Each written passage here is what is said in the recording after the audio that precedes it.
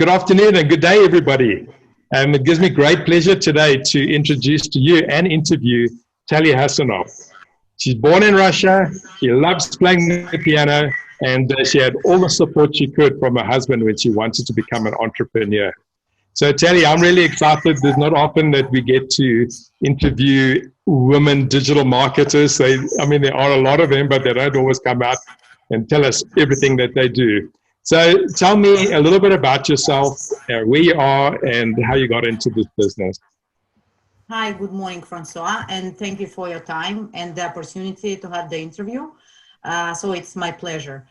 Just a little bit background about myself. As you mentioned correctly, I was born in Russia, St. Petersburg, and then when I was 17, my parents immigrated to Israel, so I was there for almost 17 years. And then my husband, I and our kids, we moved to Canada.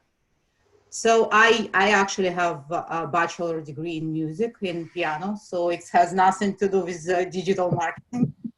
But I always was curious about technology, and because I like the analytical part, and I like to analyze things, how it works. So after finishing the degree, I actually went to some college to get a technical foundation. I did some programming and development courses, as well as got some Microsoft and Oracle certifications. And it was interesting. So I was working in this field, but I find that only technical and programming, it's not enough, it's not creative enough, let's put it that way. And then I got opportunity about 40 years ago to manage digital marketing. Back then it was actually internet marketing, not digital, for a company.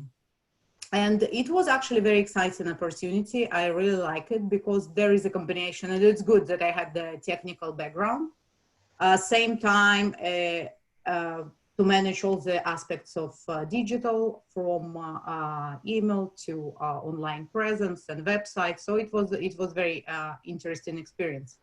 And after that, I worked for a number of big digital marketing agencies in Toronto and managed some campaigns for big brands like Rogers, Mercedes, and etc. So yeah, and then here we go with WSI. Well, that's great. So you had already had experience in the business. I think that was a good thing, working with big agencies, because, you probably had a good background of how much goes into digital marketing. Many people don't realize, how in-depth it can be. So, having that background, what made you choose like WSI, maybe to start off in this career? Yeah, so I was thinking about having my own business for some time. I had to make a decision if to go by myself, and then I came across WSI, and I looked at some work, and I speak to some people that been with WSI for a number of years, and it was very good experience. Then I spoke to people in head office, and I had a good vibe about WSI, and I figured out joining WSI, it will be easier than to start completely by myself, and that's how it came to. That's great. Now, you've been with WSI a little while. What is the biggest value you found out of working with WSI? So the biggest advantage I find it's the consultants that been for a while with WSI. If there is any questions and or any issues or some concerns that I might have, I've spoken to several people in the network, you including, and everyone always ready to help and very positive and very friendly. So it's great support, especially for people that just start in the business. Sometimes you don't know, like you probably will figure out the solution, but it might take 10 times longer or whatever, right? So it's great support I find from the network. as well as some tools that we get and to use, all the updates. So it's great to be up to date with all the new trends. Now, that's what we find is the network is the real value, I think, that we get, because even when you start and you go for the training and they tell you about this network, I think it's quite hard to figure it out, that people will be that open. And, Right. so the best advice is like use the network, get it, get to talk to people. And then you find you're not that lonely. I think that's what happens when you start a job. A career in this, you get up in the morning and it's just you. You don't have people to go to. So, starting a business is quite a big thing. And did you have some support? Did anybody sort of influence you to say that? I know you're an entrepreneur, but, I think you're married. So how would you get that right? Yeah, so I was thinking, as I mentioned, for some time, to have my business. I did some consulting projects on the side, right? It's not the same as when you go completely on your own. I worked for big agencies. I don't want to go too deep, but you see the things are far from perfect and how things work, and you want to make it better, and you think, oh, if I have my own, I'll make it better. And actually, I believe that you can't succeed if you don't have support in your family, in the house. So my husband always was very supportive. All the ideas, not my ideas, sometimes crazy ideas, but yeah. And how long have you been in WSI? I joined December 2018, so almost 2 years. Yeah, so you're going to be close to completing your second year. Yeah. Yeah. So, and I mean, you have a family, so you get up in the day and you got this whole week ahead of you. Do you have a typical routine in your week, how you go about, starting to do the prospecting and running your business? Mm-hmm. Yeah, so every week I try to attend at least 2-3 networking events. But in the beginning, when I started, you just go, oh, people say you have to go to networking events. Then you realize that half of them or more than half is just waste of your time. And then how you choose the better ones, right? So it takes time. So usually I try to do 2 to 3 a week, but I really chooseful where I spend my time. Right. I'm involved in different events in Chamber of Commerce. They invited me to join Technology and Innovation Committee because they have only men. They don't have women on this committee. So they have like 11, 12 people, but there is no woman, only men. And they wanted women as well. So that's interesting as well. Yeah. And usually, so it's sometimes preparation for meetings or preparation of proposals. What I find sometimes challenging is, let's say you set up yourself some goals for a week, for a day to accomplish, then get on the computer, then get tracked with emails or some projects, ongoing maintenance, and then here you go, day gone, and the task still not done.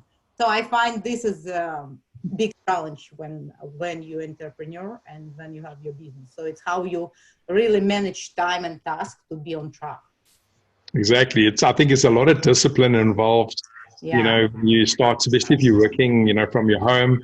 And, lucky when I came out of corporate, I was quite used to having a diary and my schedules of what I was doing. So I'll just continue that, just keep on scheduling time, to network, to, learn more. And I think getting into that habit is a good one. Otherwise, as you say, you're on emails and social media, and it doesn't take long before, the day is gone. All right. But sometimes it's just urgent things that you have to take care of, right? So emails, Right. and some projects you have to do stuff. And then that's it. It's just takes you completely to different direction. That's when you find you have to hire more people, right? So you can push all the problems down that way. Mm-hmm. So you've been in WSI not for too long, but have you had any highlights that you've enjoyed? Because I know you've been doing some speaking and stuff like that. It should be quite rewarding for you. Mm-hmm. Yeah. So I actually pushed myself, let's put it this way, because when you go to networking events, you obviously have to speak in front of people. And this, let's put it this way, uncomfortable zone for me. But so I realized that I have to improve this part somehow. Sometimes you go to event and you see the speaker on the stage and you say, how the hell they do it? They speak, sometimes it's so engaging and so interesting in topic, and they connect with the audience. How they do it? I'm like, oh, I wouldn't be able to do it ever. So I actually took a couple of public speaking courses in order to improve speaking. And it's not just speaking, it's basically how you even structure it all in your head, and how you even look from which perspective. So if I wouldn't have my own business, I wouldn't need to do all this. I mean, I did some trainings and presentations before as well, but it's very, you know, when you incorporate, it's different. You don't need really to put that level of speaking or engaging with audience or selling or whatever. So that was very interesting. And my goal is I would like to speak in bigger conferences. I did speak at some, and I work with local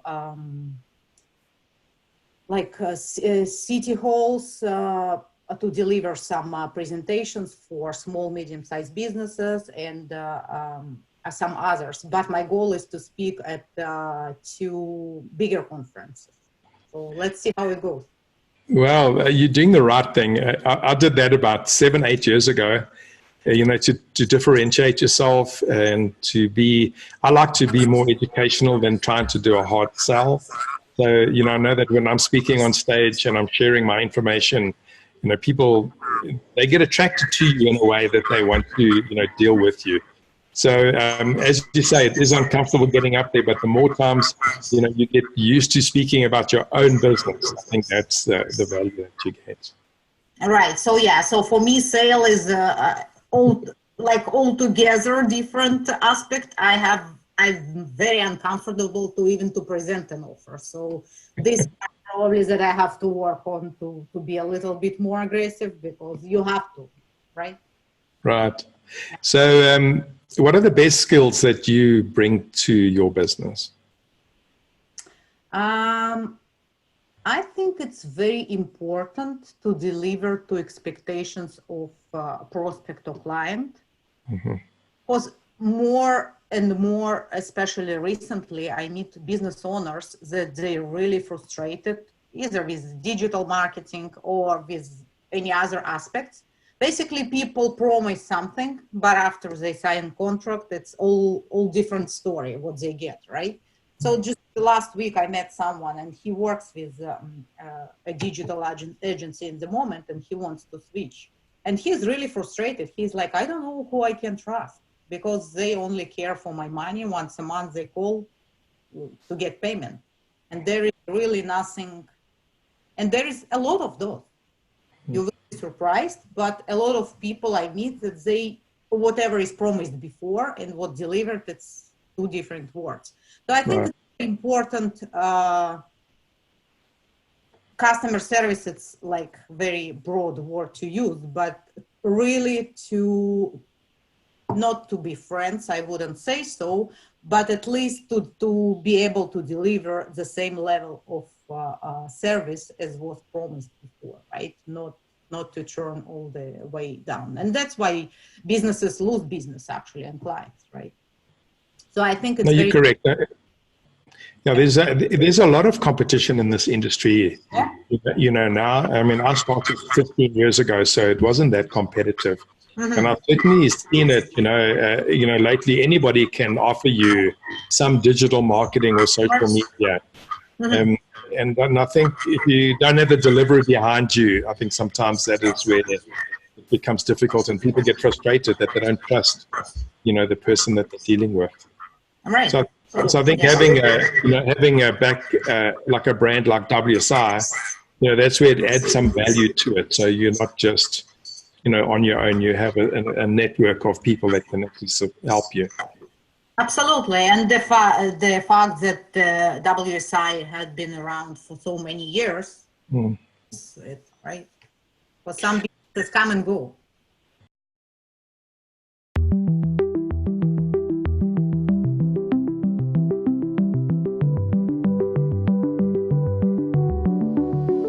Well, good day, everybody. It's a really exciting time for me today because I'm